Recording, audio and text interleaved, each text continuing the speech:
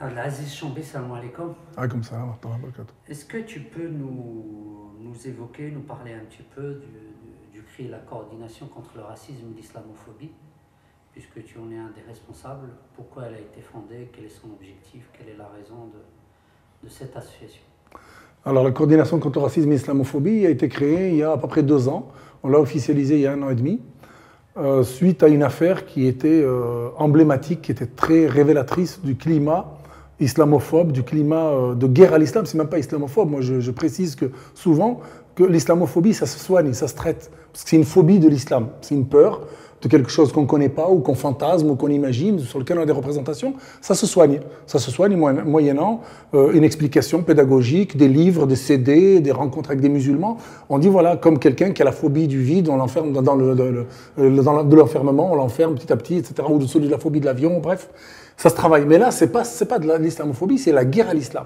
C'est-à-dire qu'on fait des attaques directes, systémiques même, sur une catégorie de la population, que sont les musulmans, et particulièrement les musulmanes qui portent un foulard. Et pour le coup, on avait une sœur palestinienne, qui est de la région lyonnaise, qui est divorcée, qui est réfugiée politique, qui a 5 enfants à sa charge, qui est assistante maternelle agréée et qui a besoin de renouveler son agrément d'assistante maternelle.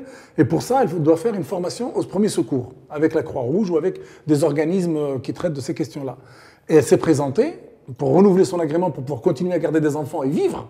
On lui dit non, madame, votre foulard, il est compatible, vous dégagez, etc. Et un Arbi, un arabe, qui était là, souvent c'est la voix de son maître, qui a été plus zélé que l'administration, elle lui dit, vous dégagez, moi, vous rentrez pas chez moi, etc. Et nous, on a été saisis de l'affaire, parce que je la connais, c'est une amie de ma femme, donc j'ai dit, c'est pas possible, elle est divorcée, elle n'a rien pour becter, et il l'exclut. Alors qu'il n'y a aucune raison juridique, aucune raison officielle ou administrative ou réglementaire qui leur permette de faire ça. Donc j'ai interpellé Samy avec Lila du CCIF. On s'est retrouvés à Paris un jour à la commission islamiste laïcité. Je dis, Samy, il y a une affaire grave, symbolique, qui est forte et sur laquelle il faut faire du bruit politiquement. Ce n'est pas qu'une affaire juridiquement d'obtenir un jugement ou une décision de la halle.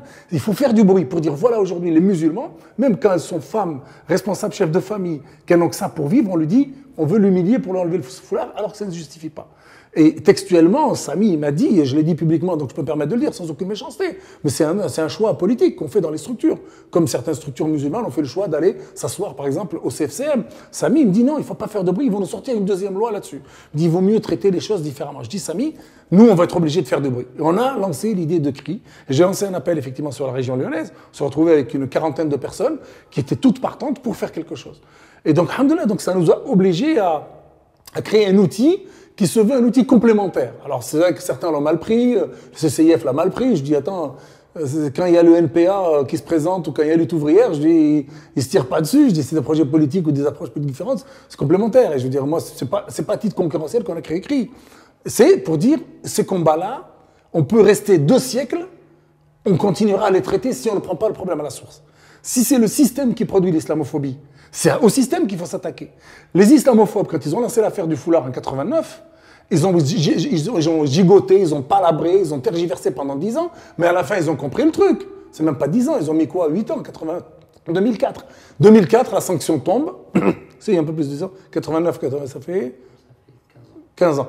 Ils ont fini par aller sur le champ politique. Et sur le champ politique, 94% des élus à l'Assemblée nationale ont voté la loi contre le foulard. Donc, c'est une leçon pour nous.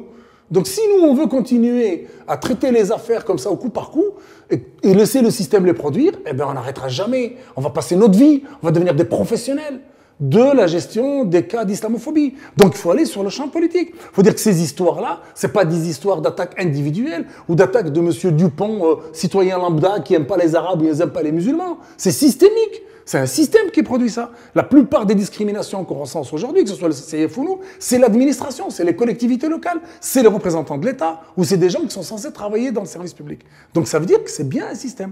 Donc nous, on a créé CRI, effectivement, à partir de ça, pour dire, on va dénoncer cette mascarade-là, on va dénoncer ces attaques, cette guerre à l'islam, et que on ne va pas se contenter de faire que du juridique, parce que d'autres le font, et on n'a pas envie de cantonner cette lutte politique à cette dimension-là. Alors c'est vrai que là, aujourd'hui, on a plusieurs dizaines de cas, en l'espace de 2 ans, on est débordé de demandes.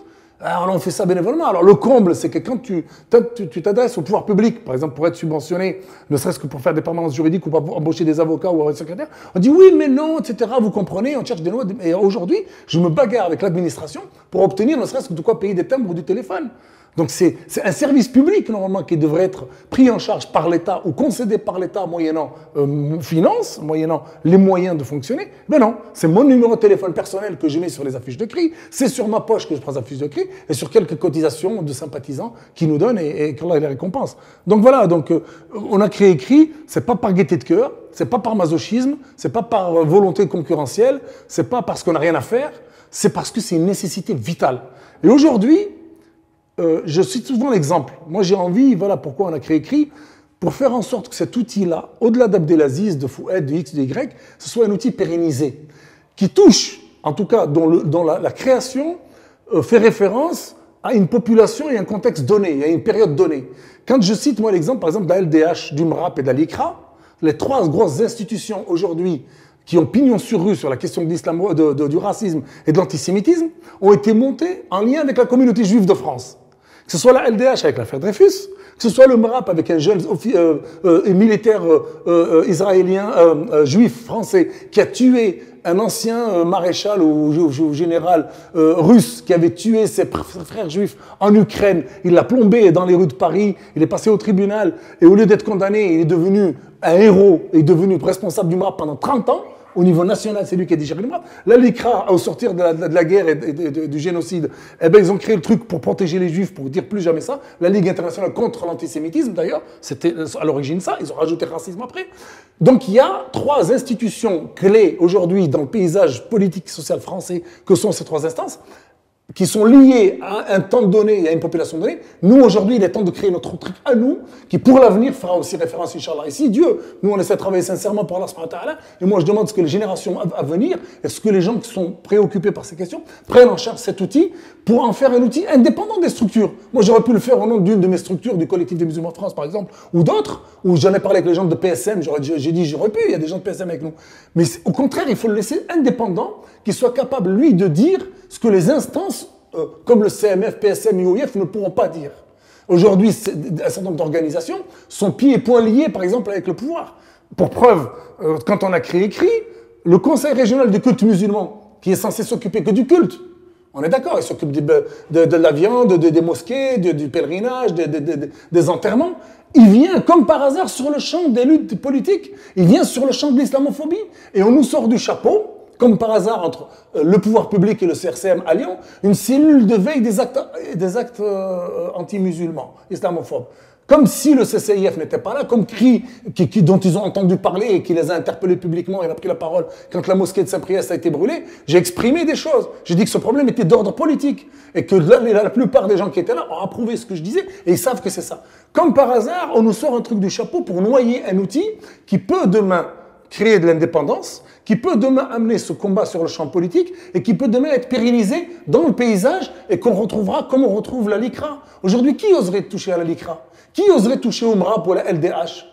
Eh ben nous, si on n'a pas compris que pour le siècle à venir ou pour les dizaines d'années à venir, on doit aussi avoir des outils capables demain de s'asseoir au ministère de l'Intérieur s'il le faut pour avoir les chiffres des plaintes liées aux discriminations qui frappent les musulmans, les arabes et les noirs, eh bien, tant qu'on n'a pas fait ça, on n'aura rien eu. Aujourd'hui, la cellule de veille des actes antisémites, elle travaille en direct avec le ministère de l'Intérieur. Elle a tous les moyens qu'il faut pour pouvoir donner une image réelle de ces discriminations qui touchent les juifs en particulier, pour exiger des politiques, des dispositions. Nous, on doit raisonner comme ça. Donc voilà, pour moi, la finalité de CRI, ça devrait être ça.